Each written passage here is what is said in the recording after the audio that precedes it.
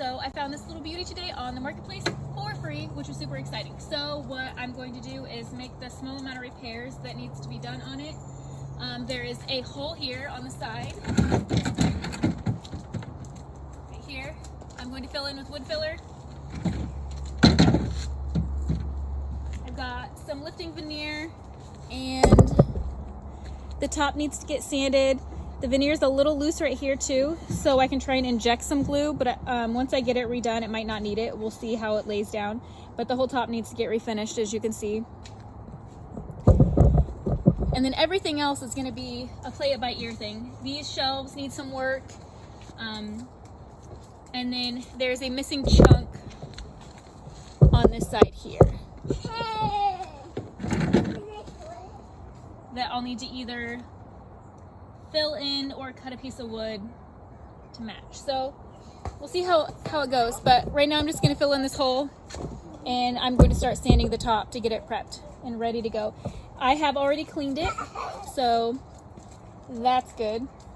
There's not a ton more like dirt or anything, but this stuff here is kind of ingrained in there, so I'm gonna have to do something to get it off. I'm not sure what yet, but if you'd like to see how this piece ends, stay tuned. So as you can see, I'm just putting wood filler in, and then I make sure I put some inside as well, because it will start pushing through and I want it to be flush on both sides. And also I left the card I usually use to make everything flat, so I'm just using the lid and it works just fine. Then I'm just using my electric sander to get all the finish off this top. So the whole top has been finished, getting sanded. I have filler inside any of the cracks and crevices that needed to be filled. It is a sandable, stainable filler, so that's what I used. I just spritzed it with a little bit of water to make sure all of the dust is off the top, and then we're going to take a dark stain and do the top. That way the top is ready and kind of waiting for the poly to go on it, and then I'm in no danger of painting all the bottom. I thought about keeping the bottom, at the very least I was going to keep the legs wood. I'm no longer, because there's so much gunk and everything, and they're so, here I'll show you. They're so ornate that there's no way I can sand all of this and get it prepped and ready for stain. So they're going to be painted. Good grief, everyone is doing yard work today. Okay, so now we're just going to stain the top of this and get it drying.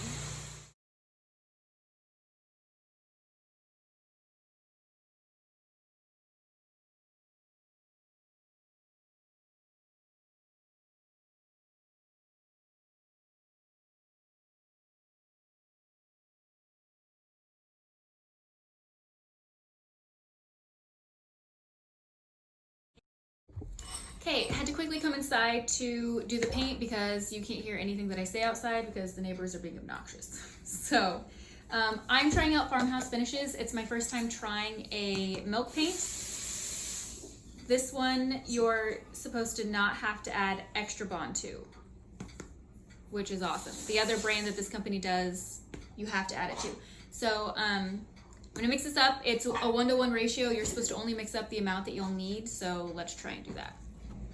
So I did a 1/4 cup of paint, doing a 1/4 cup of water. Let's see what happens. I'm also using a whisk. This is very fun.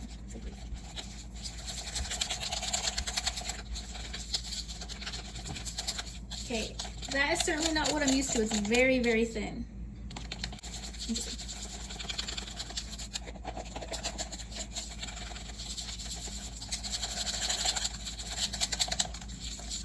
I think maybe next time what I would do is mix up a little less water to begin with, so that it would be easier to stir out the lumps, and then add more water to the correct amount, if that makes any sense.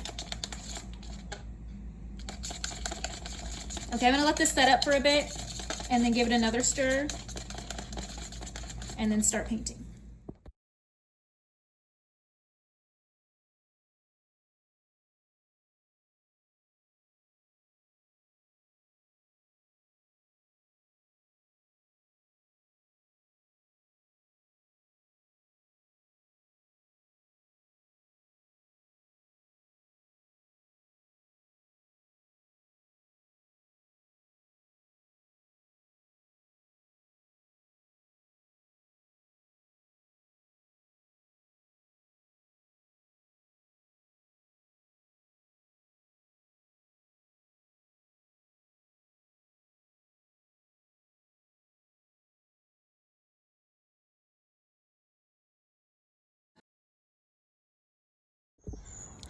So far it's going pretty good. It's a really thin paint. I was worried about how many bubbles were on the surface, but they smooth out once they're on, and I'm assuming that they pop. Considering how thin it is, it's going on with decent coverage. So I don't know how many coats I'll need. Possibly 3. I mean, I don't know, we'll find out. But it's pretty impressive considering. And this was only, what'd I say, a 1/4 cup of paint, so it was a 1/4 cup, so this is a 1/2 cup of paint. And I mean, it's lasted this whole piece. So that's pretty awesome. Anyways, I'm gonna keep painting this and see what I can get done. Okay, so I've got the first coat on. I'm just taking this sanding pad and I'm gonna go and just do a light buff over it to get it smooth, and then I will start with the second coat.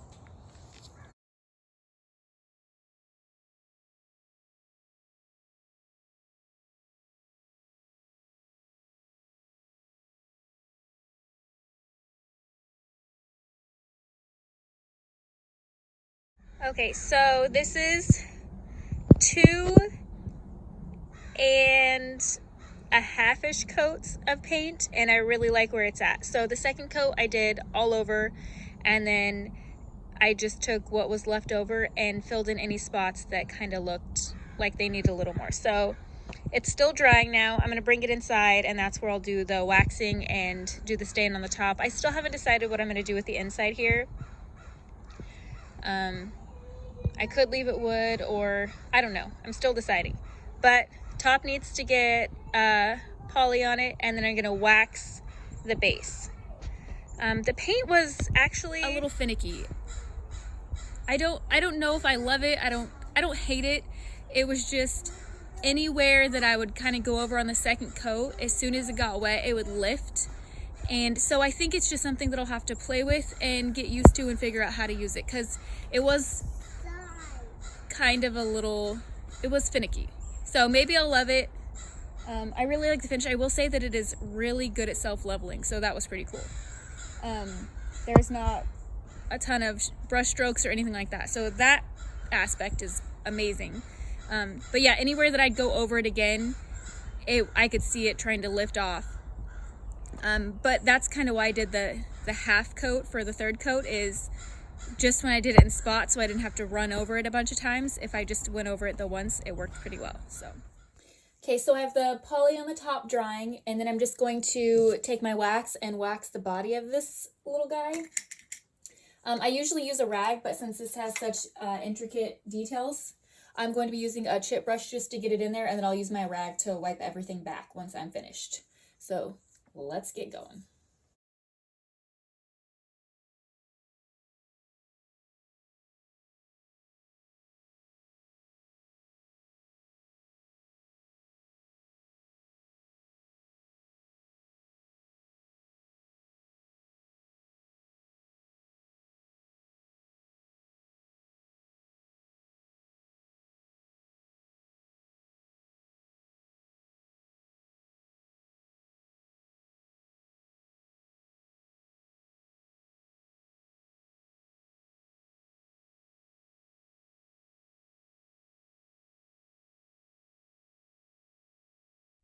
Okay, so this is one of my favorite parts. I figured I'd show this to you. The wax is still setting into everything. And right now I'm just gonna take some gilding wax and go over all these fun details. I'm using rose gold first, and then I might go over the top of the rose gold and some regular gold, but we're gonna see how this looks first with just the rose gold. So I figured I'd have you guys look at this, because again, this is one of my most favorite parts. It's just so cool watching it come to life. And then I got some right here. I can get that off with the clear wax.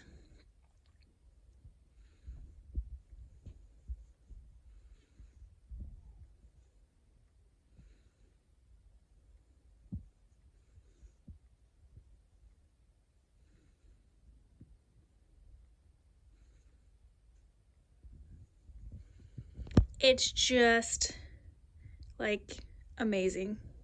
I love how much it brings that. Actually, I might not take that off. I might just carry that. Yep, we're carrying it along. Looks better with it. Probably will take it off that one spot though.